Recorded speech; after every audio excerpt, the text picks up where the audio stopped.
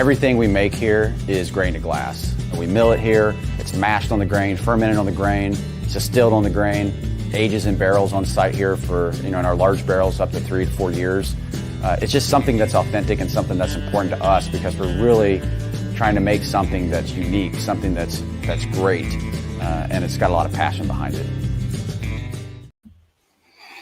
Hey, Hi, how are guys. you? How are you doing? Wait, it's Wednesday, right? Yeah, it's Wednesday. I legitimately forgot for a second. It's Wednesday, March 75th. Right? Oh, man. I'll tell you.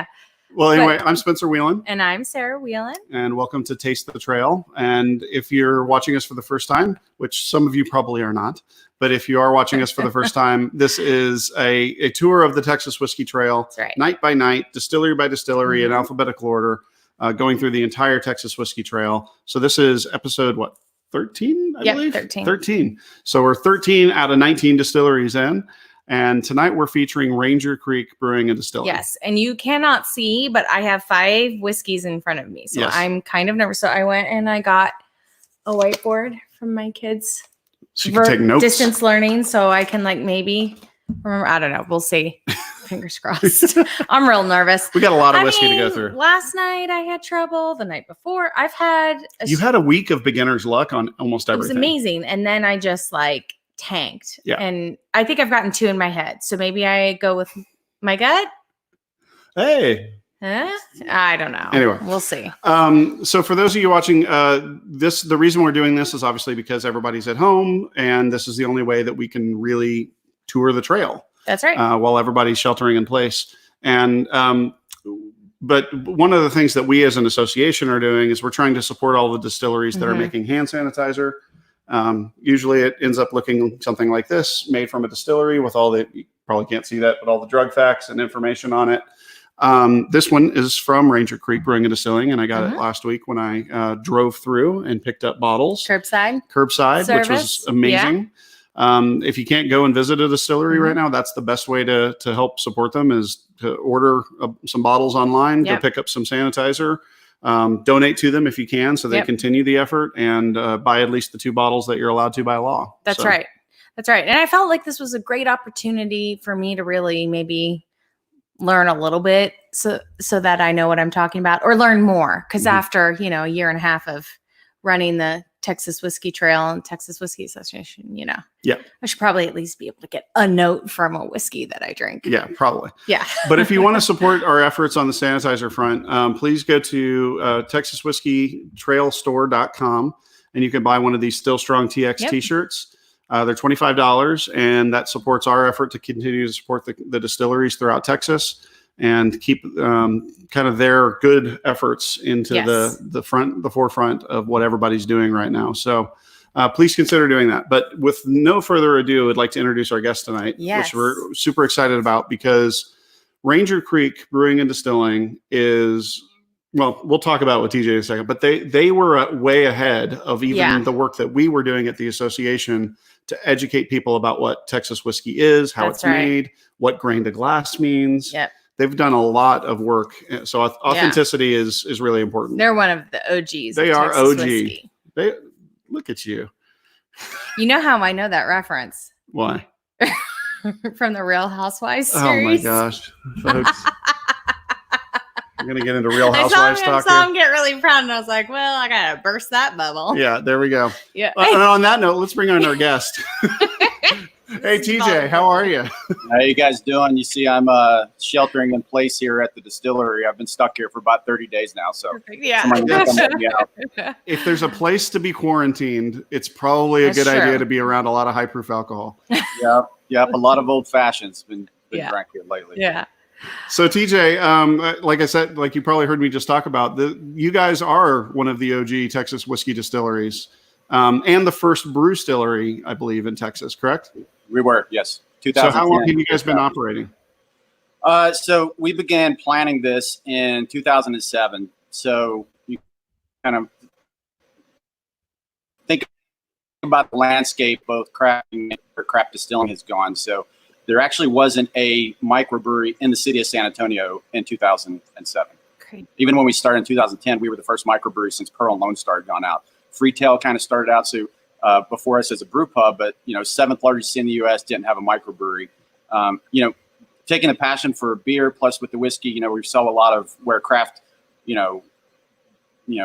whiskey was going to be where craft beer was like back in the 90s, where it was kind of up and coming. So we were kind of in love with both of those, didn't know we could do both, went to a conference with the TTB in Kentucky and learned we could be an alternate proprietorship. And really this passion was born to do both of these. Well, and one thing that I end up talking a lot when, especially with new people to whiskey, is that they're a little unfamiliar that brewing and distilling are hand in hand, right? That, as I like to say, whiskey is just a really good beer that's gone to heaven, right? Because it is the first step. I don't know if I've heard you say that. I have said it on like 5 different tours. Well, here's why we have to do this. Which goes to show you just how much she tunes me out. Well, I mean, they do call the fermented mash the distiller's beer. That's right. So, I mean, for us, I mean, coming from a brewing background, so knowing how grains work, knowing how fermentations work, how yeast work, we get into talking about the whiskeys. Things like our Rimfire whiskey is actually made from a beer, which is a smoked porter beer that we did. And those porter beers have darker grains, so they have chocolate malt, just maybe 50 pounds out of 2,000 pounds, a little bit of black patent malt, and then when you taste the whiskey, you're going to get those hints of chocolate. So, it's like a chef putting that together, and if you understand how, you're just not taking just straight up, 2-row barley and fermenting it and then distilling it out, but you can actually add some of those other types of grains to create unique flavors that when they mature out in the barrel 2 years later, you're going to be able to pick up hints of it. Yeah, that's so cool. Well, and a lot of people, they hear brewing and they think, okay, brewing beer, that makes sense. But then they hear the word spirit and they don't actually think about it. But that is where the word spirit comes from, is you're actually taking the spirit of the beer that's literally evaporating and then recondensing, and that's kind of the distilled spirit of the thing that was being born originally. So it really all does start with brewing and knowing how to get your fermentations right and get the right kind of flavor profile that you're looking for when it's distilled, right?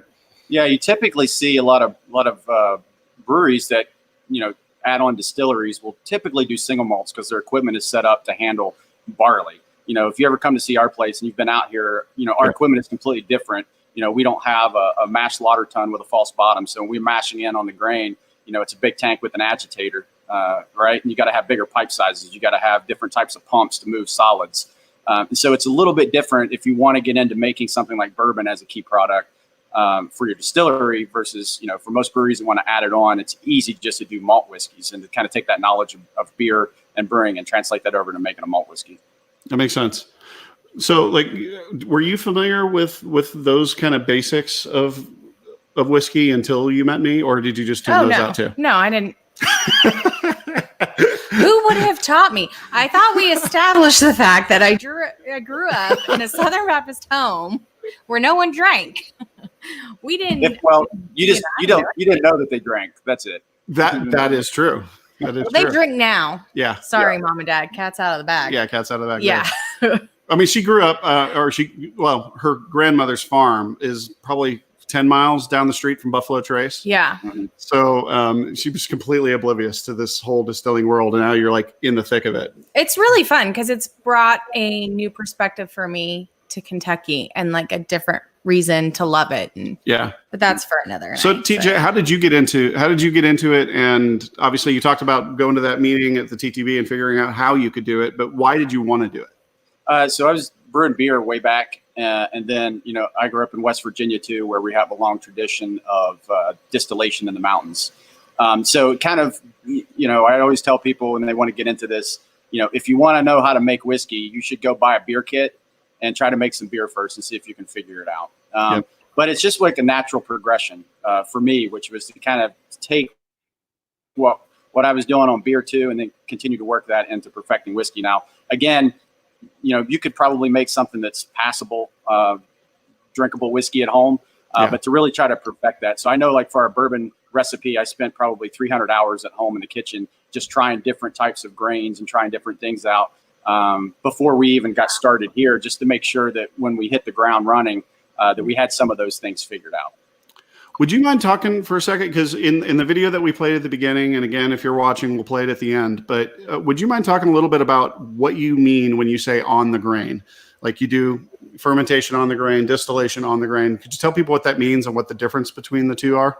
Yeah, if you've ever been to a brewery, for example, you'll see they put their grains and they mash into what's called mash lauter tun. So it just has it's like a stainless steel plates with little holes in it. And so they're going to basically rinse the sugars off the grain. The liquid goes down those holes and it goes off into a kettle, right? And then the grain gets taken out separately from that. Right. Making bourbon on the grain, when we mash it in, it stays with the entire mash. We heat it up, then we got to cool back down, add the barley. It goes over to the fermenter as solids with all the grain. It ferments with the solids in. It goes into the still behind me on the grain. We just did rye today. We distilled that out. It's on the grain. And then only then do we separate it at the end. We do save a portion what comes out of the still, and we add that back. That's our backset or our sour mash. So we do save that and we add it back into the next mash. Historically that was used because I always say if you've watched the shows like Moonshiners or something, you see those guys sitting in the middle of the woods. Some guys are using wood to heat up their fire. So, that was already hot liquid. So it was very easy to just put more corn or something back on top of it. It was already hot. You didn't have to heat it back up again. But over time, they found that it actually added very good flavor, and it actually helps with the efficiency of the mash as well. Yeah, and I think that, this is good for the people who really want to get geeky with whiskey because we actually have two brewing and distilling companies back to back. Because you guys are obviously the first brewery and distillery in Texas. Mm-hmm. And then tomorrow night, we're going to be working with Real Spirits, which is, say, Real Ale. And they do not distill on the grain. They're actually pulling that lathered wash off into the still and doing it. So it's kind of fun. And as you go through the trail, you can experience the different flavors of the different styles. Yeah. Yeah, I mean, and again, some of that's a nature of like Real Ale, for example. They have a brewing system set up, right? So they're likely not going to want to take the solids off of that to make some of the single malts that they do. And some of that's just a function of the equipment if you just don't want to upgrade to do something else. Because unless you design it from the beginning, I mean, messing with corn and bourbon is just such a hassle that, if you're a brewery, you just wouldn't realize the difficulties with it. Yeah, 100%. I have to say, your place is one of my favorite to walk through because the distillery always smells amazing. It does. The way it's set up and what you're cooking, and it just it always smells so good. Well, and what I love is when we do walk through it, you walk in through the tasting room and you have, you kind of get the smell and experience of cocktails and people having fun. And then you go through and right through the door is your mill room. So you kind of get that smell of the freshly milled grain. Yeah. Then you're going through the distillation. Then you're going into the warehousing in the back with the barrels. So you're kind of getting this sensory perception of all of the steps of the process. Yeah, I'd like to say we set that up on purpose, but we didn't. That was just the way that's kind of set up in the flow. But it is experiential in the sense that when you walk through the door, you get to see that. And when we talk about grain to glass producers, and we could talk authentic makers or whatever, the first thing you see if you go to an authentic whiskey making place is you see dust from grain. Right. Because most guys that aren't making anything from grain, it looks very clean. I tell most people, if you see a really clean, super clean distillery, when you don't see any grain or dust or anything like that, we can't have a lot of OSHA standards, but that's probably your first clue that, nothing's actually being made there. Yeah. Right. What is your background before you started doing this? Were you brewing before, or what were you doing? Yeah, not professionally. So I was a military guy for a lot of years. Okay. And then when I got out of the military, I went back and got my MBA, and I was hired to work at a company here in San Antonio. So they brought me here. But I'd always been wanting to start a brewery, a distillery. It's just hadn't been at that place in my life where I felt like you either had the financial wherewithal to do it. I don't think it was a matter of will. But I think that's why several years ago, it kind of goes in waves, right? So we had a big kind of explosion, if I use brewing as an example, in the 90s, and people got into it. And then they got bought out by a lot of big companies, and they got run into the ground, and we kind of went down. And then I think probably about 10 years ago, we kind of had this resurgence come back, not just in brewing, but in distillation, of probably people more around my age that were then at a place in their life that they felt like they could start something like this and really put their effort into it.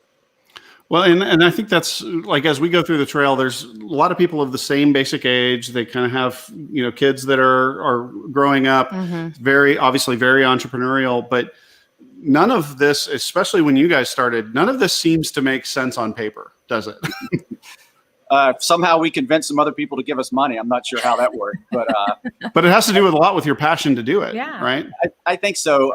If when we get into talking about the business part of it, we thought when we started this that most people would be concerned that you actually could make something. Can you actually make whiskey? Could you make beer? Well, we ended up finding where people weren't investing in the product; they were investing us as people and those that were going to run the company and had the passion behind it.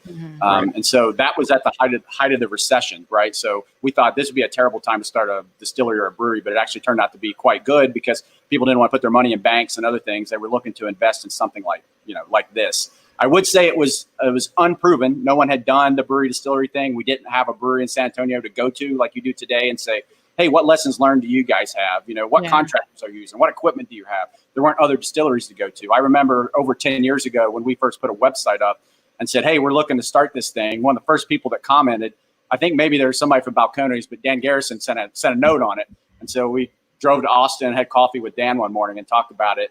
And it's kind of interesting that those of us who started 10 plus years ago, the Balcones, us, Garrison Brothers are all grain to glass guys that, and that was one thing that we talked about with Dan, where it was like, he wanted to make sure that we weren't going to be a sourcer. And we said, that's not what we want to do either. We're a grain to glass producer. And so I think we all see eye to eye on that. Yeah. And I think, that's actually where the origins of the certified Texas whiskey mark came from, is that we needed a way to identify what a grain to glass Texas whiskey is. Right. Because again, you can source and be transparent about it, but then there's also something very distinct and unique about having a product that you've made from grain to glass. And by the way, our definition for that, for those of you that are not aware, is that you start with grain. Not all the grain has to originate from the state of Texas, but you have to start with grain. And like you said, either you're milling or you're starting with grain flake, and then you're going through the steps of mashing, mashing, fermentation, distillation, maturation, and bottling, all in the state of Texas. And you guys are doing that all at your distillery, correct? Yeah, and I think that's, there are different business models out there, right? And everyone has their own business model. I think for what we do, we just want to tell our story and others like us to tell our story about how we make it, right? It's the same thing that happened in the Scotch industry years ago, where they had to create their single malt, right? Because the blends began to confuse consumers and where's this coming from? So they create the single malt, which people think, well, that's just one grain, which that's not what that means. It just comes from one single distillery, right? And so I think you translate that to where we're at. We just want the consumers to have full transparency in what they see. I think probably in the past, you get a little defensive with this, or you get a little sour grapes about it, right? And what people are doing and how they're, at the end of the day, what we want to do is just tell our story. And I think that's what certified Texas whiskey lets us do, is not spend so much time on what other people are doing, but to talk about what we're doing and how we're doing it. And eventually that message is going to get through. Yeah, absolutely. That's exactly right. Exactly. Well, let's move a little bit into the tasting. Yes. So Sarah, why don't you kind of get started on nosing a couple, see if you have some distinct notes. While you're doing that, I want to talk very briefly with TJ about the sanitizer program that you are running. So while she's kind of like going through and looking at this, I'm starting my whiteboard and I'm going to make notes. Yes. Because I don't think I'll have a chance in hell if I don't. So why don't, oh, look, we got Jose Martinez in there. He was our top trailblazer last year in the comments. So, and we also got Pierre Loxa. Is that his name? Sarah says you're making up for some lost time. So cheers to that. But if you don't mind, TJ, talk quickly about the sanitizer that you guys are producing, how you're distributing it, and what people can do if they want to get some in your location in San Antonio. Yeah, I never thought that we would be making hand sanitizer. In fact, we wouldn't if they wouldn't allow us to do that even temporarily. It's one of those things lately that has changed about 1 million times, as you know. Yes. The guidance from both the FDA and the TTB has changed. It seems like weekly. I can remember them saying, well, you need to use, there was actually nothing about what proof alcohol. And then it was 94, then it was 95, and then you saw 96 from a purity standpoint. And then obviously it needs to be over 80 for the antiseptic. And then, we're getting to this whole other conversation about how you denature it, because the TTB, even if we want to just pay the taxes on it, they don't want to let us do that. So they want it denatured with either isopropyl, which is already in short supply, as we talked about earlier. There's some other things in the regs which have now said you can't use. But what our decision was, we don't want to sell it. We've turned over some of our production of, instead of making whiskey, to make hand sanitizer, and we're offering it for free. So, we have people driving up through our to-go sales every day, and you get a free bottle, one per car. We still do that, like the bottle that you have there.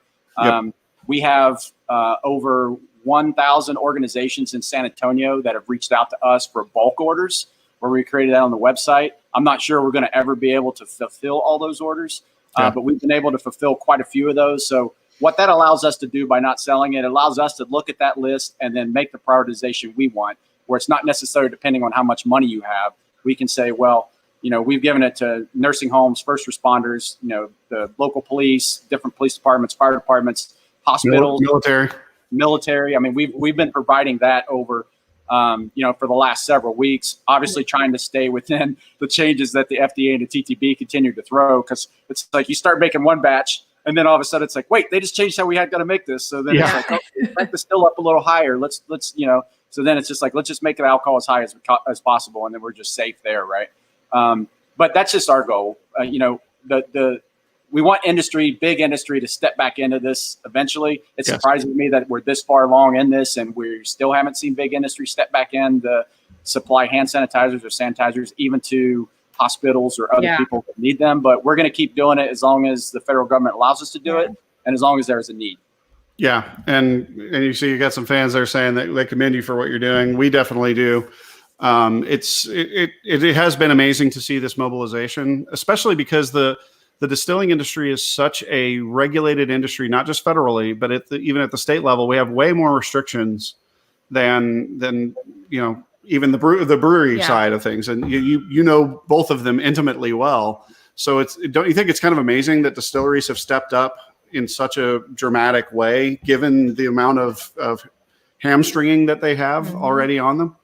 Well, two things are amazing. I mean, one, I think just as a community of distillers, right? Everybody wants to do their part, and we have the ability to do that with this piece of equipment that sits behind me, right? Yeah. And we also have the license that allows us to get some other things to do it. The second thing that amazes me is that so quickly, since we are heavily regulated, they can just throw stuff out the window and the entire world didn't collapse, which was the entire argument for most of the regulations in the first place, right? Which is we're still doing record keeping. We're still going to pay the taxes. We're still going to do all the things that you want us to do.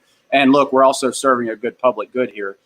So I think hopefully this sets an example to say, hey, some of these more antiquated things that are out there, they probably don't need to exist anymore. Yeah. And through our trade organizations, we can continue to push that type of thing through different legislative sessions and then nationally as well. Yeah. Well, again, thank you for what you're doing. Appreciate it so much. Like I've told several other distillers, I guarantee the product that you're making is saving lives right now. Absolutely. So that's a very interesting thing for a lot of people to understand, is that whiskey distilleries and distilleries in general, which have been vilified for 100 years, since Prohibition, are now literally saving lives. The devil's drink. Yeah. I've had people ask, is this stuff drinkable? I was like, do not drink this. It's poison. Don't drink it. Right. So it's like, buy our other stuff if you want something to drink. Don't drink hand sanitizer. And you guys all want to get back into the game of making, alcohol that tastes good and is consumable.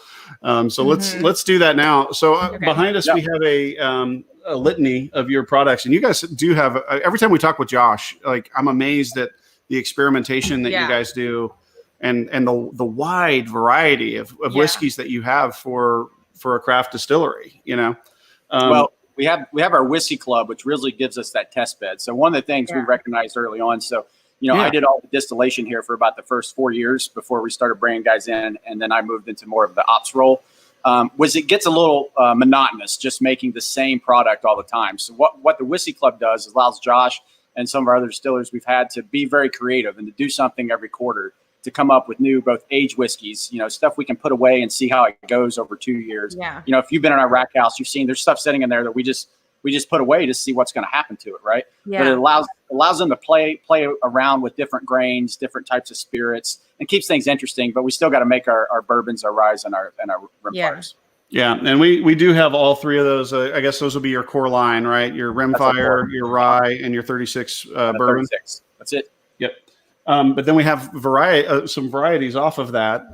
We have the Tempranillo cask Rimfire, which is, I've had it, and I won't give any notes until you've decided. Which one? The kind of purple label, the Tempranillo special release. Okay. Then you have the vatted. So why don't you describe the vatted whiskey and what that is? So vatted is a combination of the bourbon, the rye, and the rimfire. The proportions of that are 54% bourbon, 30% rye, and 16% rimfire, right? Oh, wow. And so, the bourbon for us, sour mash, double distilled, ages for about 2.5 years in 25-gallon barrels primarily. We've got some 53s as well. Tend to get a little bit of the sweeter notes that come on that. The rye for us, it's 100% rye, right? So you get a little more of the mint and breadiness of the rye. And then for the rimfire, 25% of that is smoked with mesquite. Also a little bit of chocolate malt, so you might pick up that. So think about taking all those things, putting the spice with the sweetness, with the smoke, putting that all together, and that's what you get with the vatted. Nice. Do you think you can, based on that description alone, Sarah, do you think you can figure out which one's the vatted? It's either 2 or 3. I think. This is the best part. This is where I get to tell her she's wrong and not get mad at me. Hey, I see a couple questions on the board. I'll answer real quick. So we don't have distribution outside of Texas. Just Texas Cliff says that. We have done limited stuff like in New York, a little bit in Tennessee, but for the most part, we haven't even really scratched the surface of a lot of Texas places. So as soon as we can saturate Texas, I think we'll move out further. Yeah. And then some questions on cast strength releases. So we've got at least one that we've done previously, and we've been doing a few more. Like Total Wine actually wanted another one, which I think we had put together for them. So we should push that out. Those cast strengths typically come out between 127 to about 130 proof. Okay. Okay. So I think this one is the vatted. Okay. And why do you think that? I mean, well, I was sipping it as he was talking about it. Okay. But I totally thought it was a bourbon. I kind of got bananas from it. Interesting. Yeah. Am I right? Well, it's definitely, you got the bourbon note correct, for sure. And what percentage of the vatted did you say is your bourbon? 54. Okay. So that's going to be your dominant base. Yeah. I don't know if it's asking total volume, but we'll usually vat these in about 150 to 200 gallon batches when we do this. So if you can take the percentages that I gave out earlier, that's what the percentage would be from a gallon standpoint. Is number 2 vatted? Number 2 is vatted. Okay. Well, and I went back and forth between the two because I thought both of them were bourbons, which we're making progress, people. We are. Yeah. With the second one, I totally got, at first, all I could smell was corn. That kind of was all I was getting. On the vatted. On number 2? Okay. Yeah. But then as it had time to breathe and whatnot, then I started to get a lot more. I got some of the oak and just a lot of other flavors that I can't tell you what they are, but they. But you recognize them. At least you're recognizing them now. Yeah.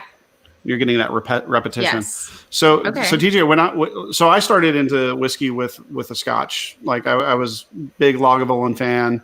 A lot of the Islas in general. Mm-hmm. So the first whiskey that I ever had from you guys was actually the Rimfire. Right, because I was like, oh, thank God, somebody's going to be doing a smoked single malt whiskey in Texas. Yeah. To your knowledge, is that the first smoked single malt in Texas? I think Balcones was doing Brimstone. Is that what it's called? Yeah, but that's a corn whiskey, actually. Yeah, but not a malt, not in Texas. I thought maybe you meant smoked. No, I think some other people maybe in the U.S. back then were trying to play around with some smoked single malts, but I think we were probably the first ones to do that one. Yeah. So I definitely identified the Rimfire. Okay. Because it's such a distinctive whiskey. And I've never tasted anything like it. Okay. Yeah. Sorry, go ahead. If you've been to our place, you'll see we just converted a 20-foot shipping container to a smoker. So we still hand smoke all the barley malt with mesquite. So we cold smoke it. Yeah. When we first started, you couldn't buy mesquite smoked malt from any supplier. So that's why we were doing it ourselves. There's since been a supplier that does offer it seasonally, but we still decide to keep doing it because we still like the handcrafted nature of it. Yeah. And it's really cool when people come out and see a 20-foot shipping container that's full of smoke and barley. Yeah. It smells amazing. Yeah. It just smells like Texas. So I think I know which ones are the Rimfires, but I don't know of the 2 Rimfires which one's Tempranillo and which one's. Yeah, so we should talk about those and see if I can. Okay. Well, a quick question is the vatted available? Yes, it is a distillery only release. You have to buy it right here. Awesome. Do it and get some hand sanitizer. Yeah, Yep. do that. Well, look, someone gave me 10 points. We should put that on there. I get 10 points. Yay. Thanks, Charlie. Make that 20. Yes. So there you go. I'm winning everything. All right. So let's talk about the Rimfire versus the Tempranillo Rimfire. Yeah. And the differences and what notes should she be looking for? Yeah, so the Rimfire is all barley based, right? So it's the base of that's Maris Otter grain. We smoke 25% with the mesquite, so it's cold smoke. Smokes for about 2 hours in the container. We use a little bit of chocolate malt, a little bit of black patent malt, and a little bit of Crystal 60 malt, right? Just for a little bit of sweetness in that. That's not fermentable. Would you mind explaining for folks who may not know what chocolate malt is? Because there's a lot of questions about that when you hear that. Yeah, term. so if I was to have the color of the malt from like light all the way to dark, it just means they kiln it a little longer and it's more roasted. So if you look at it, it looks very dark, right? Whereas most barley is really light and tan in color. Mm-hmm. And if you chew on it, it actually tastes like chocolate or bitterness, like coffee and things like that. So anytime you have porters or stouts or beers like that, anything that has those chocolate roasted coffee characters, that's mostly coming from the chocolate or the black patent malt that gets added into the brew. So it's kind of the carbonization of the grain when it's roasted that's giving you some of those similar dark notes. Yep. Okay. And like I said, in 2,000 pounds, we only add about 50 to 55 pounds of chocolate. So if you taste chocolate in our normal Rimfire, it doesn't take a lot of chocolate to really come through. So it can be a little bit overwhelming if you try to go overboard. I think that's the same thing with smoke, right? So we have done some heavy smoke versions of Rimfire, but I always tell people, I don't know what it's like to lick an ashtray, but you can imagine, I know you like Lagavulin, Lefroy, Ardbeg. Yeah. Like, you're all in on that, right? I just am. For me, I don't like tasting it as much the next day. Yeah. It was a little too smoky or phenolic for me. Yeah. So what we wanted was to have the right phenols that come off the smoke, just to give you a nice light smoke character that meshed well with a little bit of that chocolate and some of the sweetness that comes out. Now, we do age this in our used 36 bourbon barrels. So it allows more of the spirit to come forward, just like typical Scotch does, right, when they age in used barrels as well. Tempranillo Rimfire is that Rimfire, but we finish it in Tempranillo wine barrels. So we work with the Bending Branch Winery up in Comfort. If you go up I-10 here outside of San Antonio, there's a winery there. So we'll let it set in the barrels for a certain amount of time, and it'll pick up a little bit of the color. So sometimes if you look at it, you'll see I don't know if it's behind you, but you'll see that it's darker than the typical Rimfire, right? It almost looks like it has a little bit of red wine, which has been poured into it. This is the regular Rimfire, right there, kind of that dark straw color versus, and this is roughly the same age. So let me just make sure. So this was, so this is only 22 months, but you got the Tempranillo and you can see the dramatic difference in color. Yeah. And with anything, because we do a lot of beers, I saw some people talking about some of our bourbon barrel aged beers, like our Wee Heavies, our Russian Imperial Stouts. Same thing with like wine barrels. When you put something else in it, you want to have a nice fresh barrel. So you want to go pick it up from a winery right after they dump it. It's the same thing. If you want to put beer in a bourbon barrel, you want to get it when there's still whiskey. You could turn it and let whiskey a little bit drip out of it, right? And some of that's because, in particular for beer, wood harbors a lot of bacteria. We don't have to worry about that so much with whiskey. But you want to get some of those fresh notes before they dry out. So you pick up a little bit of that more Tempranillo or red wine character that mixes with the chocolate and the smoke. Okay, so I think this is Rimfire and this is the Tempranillo. I'm not going to be able to say it right. Tempranillo. Tempranillo. I always have trouble with my R's. Yeah. Am I right? You are exactly right. You couldn't pronounce it, but you nailed it. Yes. Okay, so I want to talk about this because this was really interesting to me. So I've totally had Rimfire before on several occasions. And this time I smelled it and I was like, I'm pretty confident that's Rimfire, like right out the gate. And then went down the line as I was smelling other things, came back and I tasted it and I got so much coffee. I've never gotten coffee as a note before or never thought, oh, this kind of tastes like coffee. It is so nice. I love that. It's so good.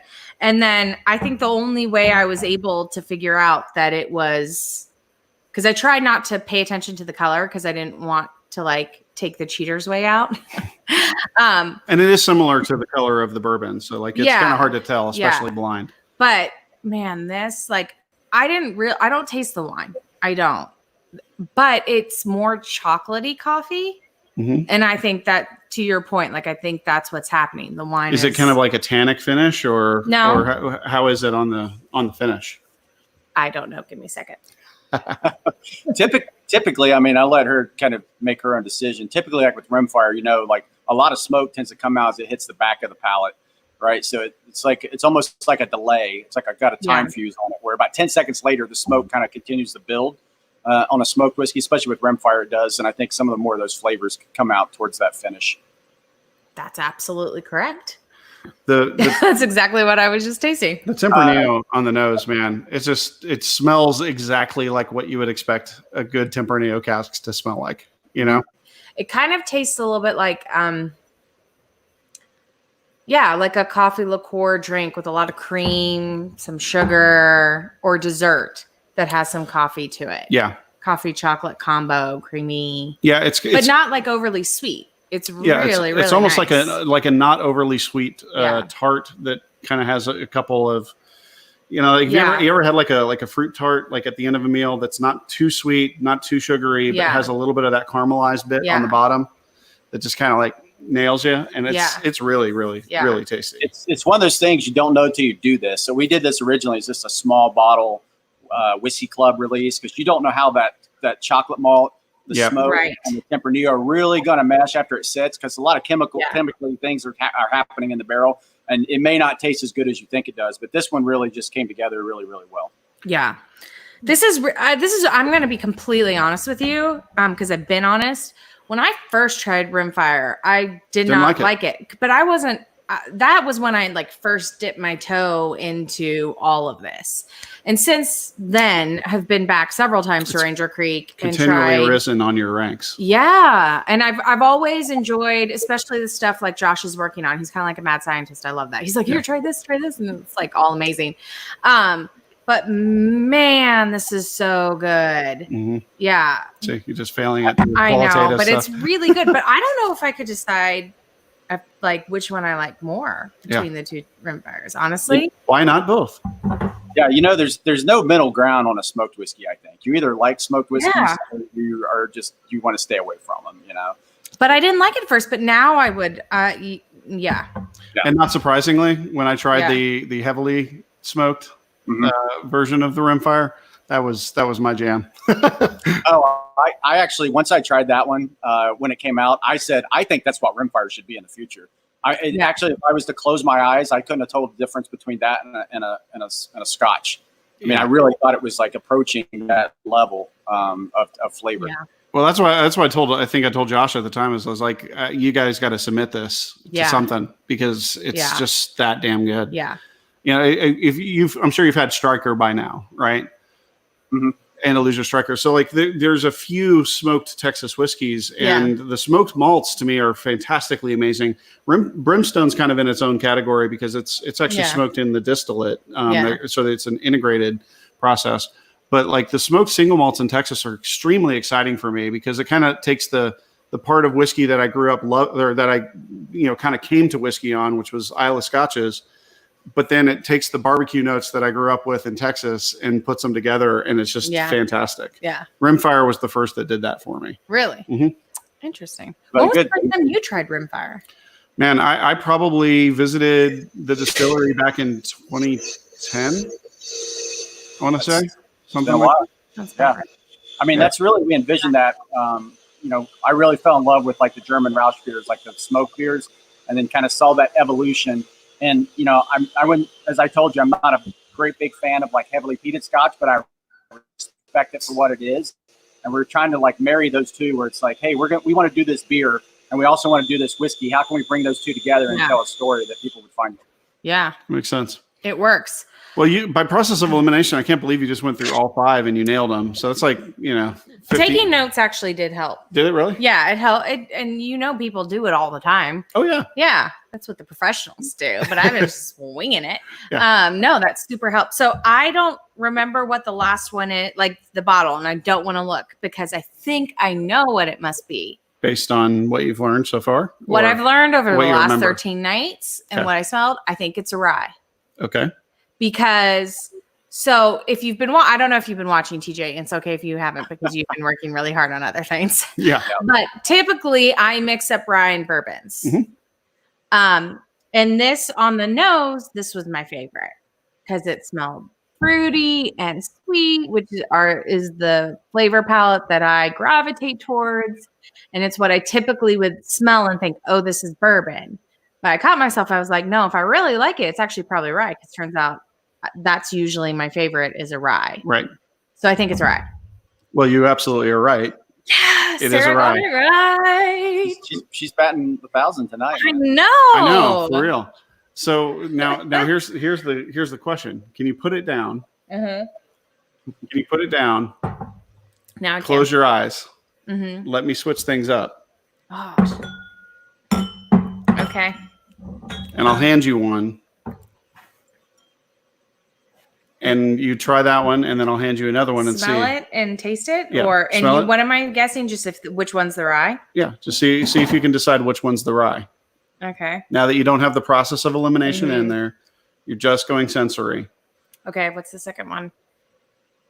Oh, this is gonna end badly. I feel like I'm gonna drop something. Don't drink and be blind at the same time with intentional blindness.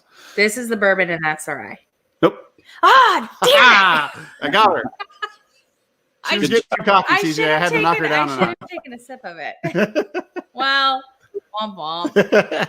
I guess I'll keep working on it. She was doing really well. You got to give her props for that. Thank you, 100%. TJ. 100%. She really, really has. So, TJ, what do you? I know this is hard because it's like your babies, but which ones are you most excited about when you get in there and you get to go through your own lineup and taste your own products? I mean, I've always been a bourbon guy since I was a kid. I keep saying that. I always enjoy bourbon. I think all of the whiskeys we make, it's just been such an evolution, right? Because when we all started doing this, 10 years ago, Texas whiskey wasn't a thing, right? There was no knowledge of making whiskey in Texas. None of us had proprietary recipes. None of us had families that had been around for years that handed us down some secret thing in a vault and said, here, make it. Yeah. What I like is, being from the beginning is seeing how the whiskeys have evolved over 10 years, how we've always been in pursuit of trying to make them better and better. And I think that's something that you always want a distiller is kind of continue kind of pushing the boundaries. You mentioned Buffalo Trace. I think that's one thing they do really well. They always seem to really try to experiment a lot and try to find new things, right? Our whiskey club helps us do that, but also for all of our core whiskeys, I'm just always excited to see where it goes. Like with the heavy smoke Rimfire, right? Me coming from a background like I don't like a lot of smoke, and then I drink that, and I'm thinking, man, I would drink this all the time. This is what Rimfire should be. Those are the things that continue to surprise me, and I think always keep an open mind with the whiskey and the experimentation. That's what distilleries like us and craft distilleries do really well. Is we're very agile and can let's just try it and see what happens, and kind of toss it out there and go from there.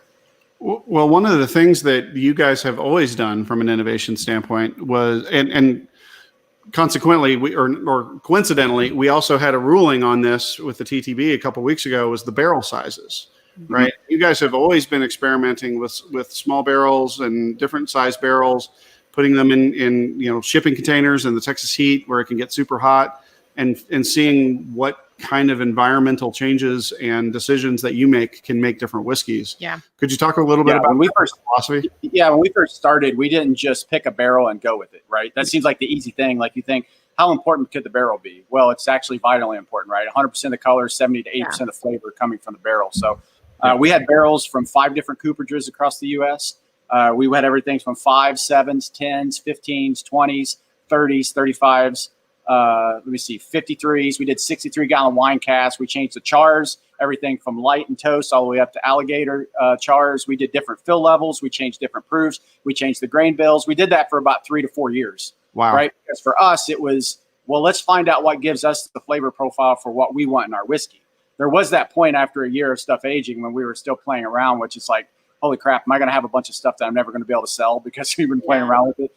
Yeah. But that didn't happen, right? So, and we've been able over time to use the barrel as an ingredient, right? Because then you can say, I know that wood, for example, that comes from oak from Minnesota, where it's a colder growing season, the wood's more dense, right? So it doesn't breathe as much, it doesn't oxidize, but you get more of this spice character from it. versus, you get a barrel that comes from the Ozarks of either Arkansas or Missouri, you're going to get some sweeter notes, and different, cooperages may put a toast on it, which is going to bring other notes out. And so you can use the barrel as an ingredient to create different flavors, just like we talked about with grain. And I think that's also a unique aspect that a lot of people are really starting to dive into. Totally. Yeah. I mean, honestly, I think. Oh no! I was just going to say, Jose says it's one of the reasons why he loves going to each distillery twice, fall and spring, because you can experience those changes season to season, understand, get to feel the terroir of the place in the time of the place. Yeah, I feel like all of this is so much why I think I've kind of dragged my heels at really knowing and understanding, because it's like there's so many variables. Like, I don't know, hats off to y'all.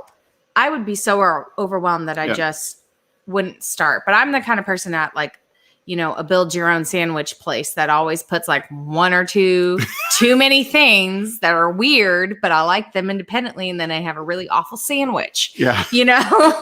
So she's really bad with froyo. Oh yeah. But I see a question there on yeast. We've played around with yeast a lot. Typically we use the same type of whiskey yeast. We've added some champagne yeast from time to time. Beer yeast just won't do it. You can add a little bit to it, but typically you want to have a nice fermentation out in about 3 days. We'll pitch our yeast down at about 68 degrees Fahrenheit, let it rise naturally up to about 93, 94, where the yeast begin to kind of peter out at that temperature. But also as the temperature increases, the fermentation picks up, it ferments out. It's the same thing you'll see if you go to any big Kentucky distillery too, and you got the massive vats, right? Yeah. So they've got that timed out, so they're letting that temperature rise. Yeah. And typically you can start distilling it when you got just a few CO2 bubbles still coming off of it. It does have to be completely fermented out for that. I haven't found as much the yeast adding as much different character to it as the grains and the barrel would. Yeah. And that's interesting, because you guys obviously, on the brew side, that's a very important ingredient to you. Yeah, I mean, we use all kinds of different yeast, from dry English ale yeast to, within IPAs. Obviously, if you're making a Belgian, Hefeweizen yeast is going to use a German style strain for that. Lager or any of those types of beers, you can use completely different yeast. It completely changes it. For whiskey, again, it's just, for me, we've played around with it. It just didn't have much of a determining factor in the final product, as I said, the grain or the way that you distill it. So, we do a double distillation. We like to get it pretty clean coming off the still, but still maintain a lot of the flavor. So we take all those other steps, and I just don't think yeast plays as much of an important factor for us. Okay. Yeah. And I think that's important. You said for us, because there's other people who say that it does have a big effect, but then they're playing with the dials of the other things, barrel size and their particular storage climate and maturation climate and things like that are different. Yeah. Whether they're doing élevage or not, where they're proofing down in the barrel, like all of those things have different variability. To your point. Yeah.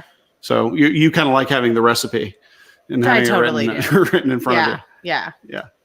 But I'm very glad that there are people like you who are doing this and experimenting and playing with it, because then we get amazing stuff. These amazing things, Yeah, we still geek out quite a bit here. Yeah.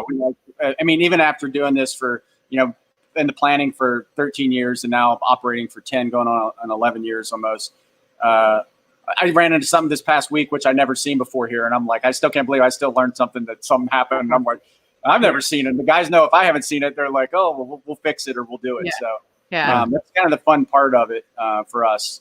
I did see someone was asked about open fermentations. We do not. We have all closed tops. Not that we couldn't use open tops, because with the way we distill it, for beer, obviously the tanks have to be completely closed off just because of contamination, bacterial contamination. For the whiskey, it starts fermenting so fast, it starts generating CO2, and it creates a layer of CO2 that continues pushing up anything that can't get into it. And also, it's fermented out in 3 days, so anything that would get in there, it just wouldn't have enough time to take hold by the time you distill it to really create any off flavors that you would want. In fact, for a lot of them, like for single malts, for example, you typically let them go an extra day or two because grain has lacto on the outside of the grain, and it gives it a little bit of acidity that actually comes through in the flavor of it. So sometimes you might want to create a little bit of that type of character inside the whiskey mash, but you can control that. And it wouldn't matter open top or not, but we use closed fermenters. Yeah. Cool. Well, Let's talk quickly about what are you having. I know, like I said, you have your whiskey club. You have a lot of different varieties that you guys are always experimenting with. What are the releases that you're kind of working on? Is there any like behind the scenes you can give us about things that are coming down the road that you're really excited about? We've got some. We've got one in particular we did. I wanted to do this like 10 years ago. We didn't do it, which was to do one more in the Lincoln County process style, which was we filtered it through sugar maple charcoal, our bourbon, and then we've been aging it in the barrel now, and it's hitting up on a couple years. So I'm kind of interested to see how that came out. It actually, the distillate that went in the barrel was a lot cleaner because that charcoal kind of, it's like activated carbon, right? It kind of really cleaned a lot of the rounded the edges off on it. So I'm interested to see how that goes over a couple years. We've got another release. If anybody's familiar with Freetail in town, we had taken their La Muerta beer 2 years ago for the 300th anniversary of San Antonio, and we brewed that here. But then we didn't do it as a beer. We fermented it as a whiskey and we distilled it, and it's been sitting in barrels for a couple years as well. So I'm kind of excited for that one. It's a smoked beer, right? So it'll be right up your alley. So I'm really excited to see how that one comes out. And then we've got some other ones that we're kind of programming through right now, which you may find out again in the future. So, all right. Well, that sounds awesome. If you, by the way, just a little marketing idea that popped into my head when you were talking about this. If you guys do that Lincoln County process bourbon, let's call it the Davy Crockett bourbon. I like it. Yep. It's Tennessee, but it's growing up in it's getting famous in Texas. That's right. We're gonna put it in that square Jack bottle, right? Yeah. We're not doing that. We're not doing that. You'll get some cease and desists Right. in your We're not inbox. doing that. That was a joke, guys. Exactly. Oh, So we're coming up on the hour here. So if you want last questions for TJ, please put them in. But TJ, why don't you tell folks about what another program that you do have in addition to your whiskey club is the veterans program that you have. yes, which right? is so cool. So could you talk a little bit about that and your commitment to veterans in the community? Yeah. So we have the you're talking about the board that we have. Yeah, the veterans board. Beer. Yeah. So I mean, we obviously do. If vets come in, we have little dog tags, and people will buy veterans drinks, and so we just put the dog tags up on a board. And if you're a vet, you can basically come in and drink free all night if you want to. What we end up finding is most people don't want to redeem them, so we have to force people to do that. And if they drink one, they tend to buy like 3 back again. Yeah. But it's fine. But it's a program we want to offer. I'm a veteran myself. I still serve in the reserves right now. So it's something we like to do because this company has a lot of different veterans. We have a couple of our investors who are vets as well. Yeah. We're setting a Military City, USA, right? San Antonio. But it's something that's important to us. So we want veterans to come out and even if you couldn't afford it, you could stay here all night and drink beers and probably meet people and talk to people as well.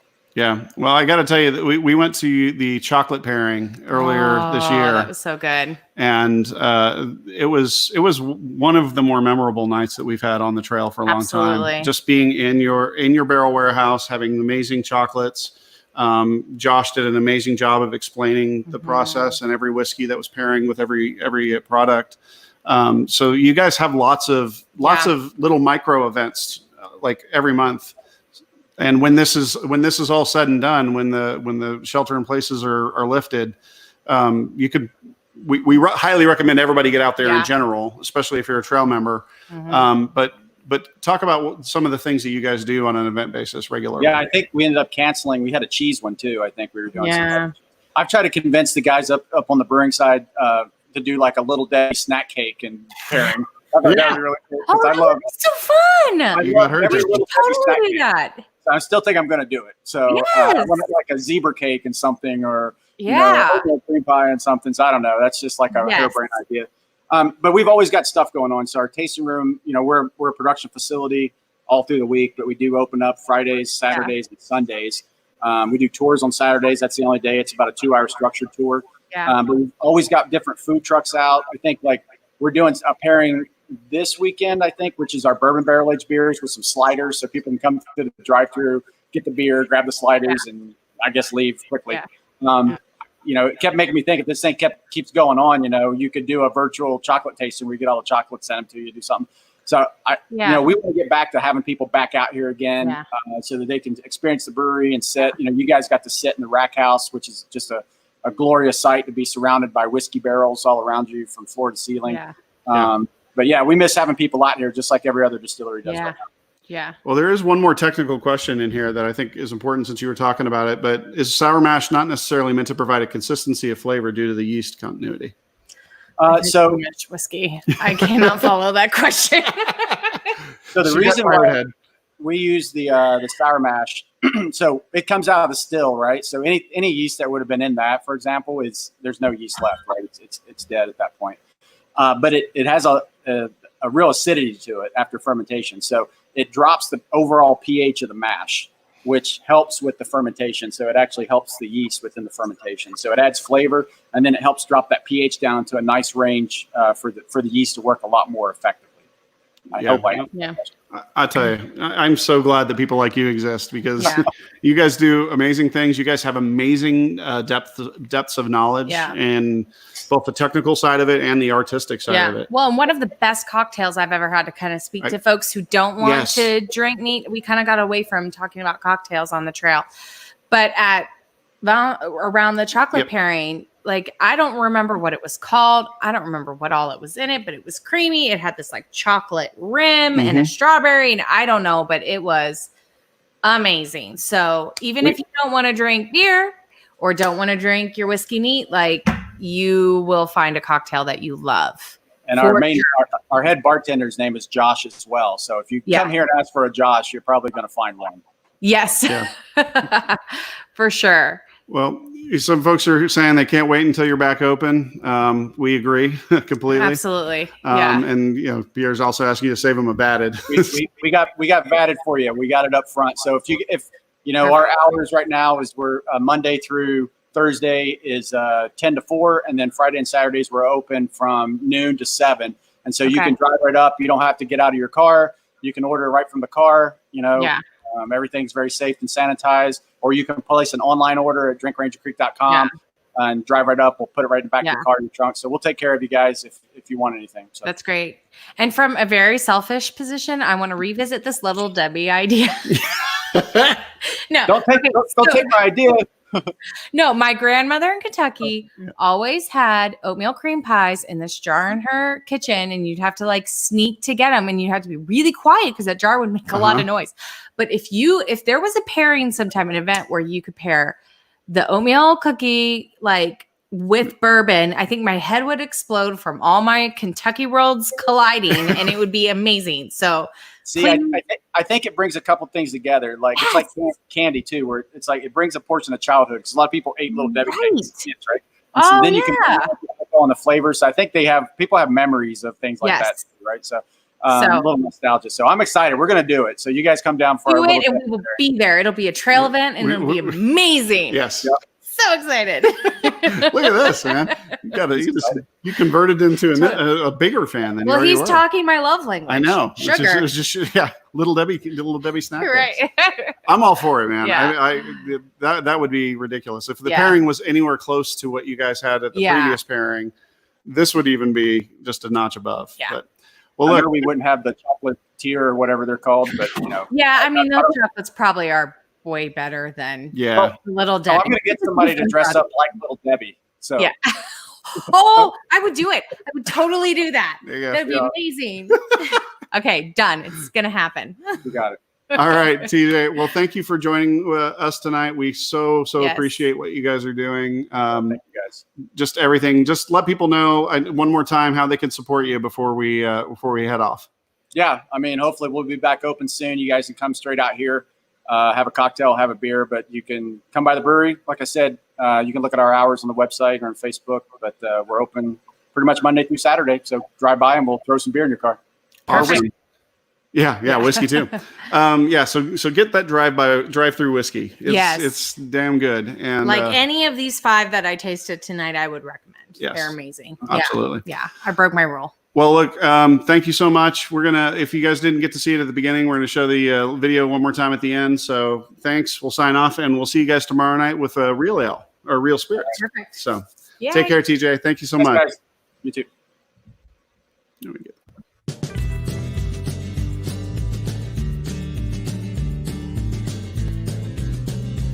Everything we make here is grain to glass. We mill it here, it's mashed on the grain, fermented on the grain, it's distilled on the grain, ages in barrels on site here for, in our large barrels up to 3 to 4 years. It's just something that's authentic and something that's important to us because we're really trying to make something that's unique, something that's great, and it's got a lot of passion behind it.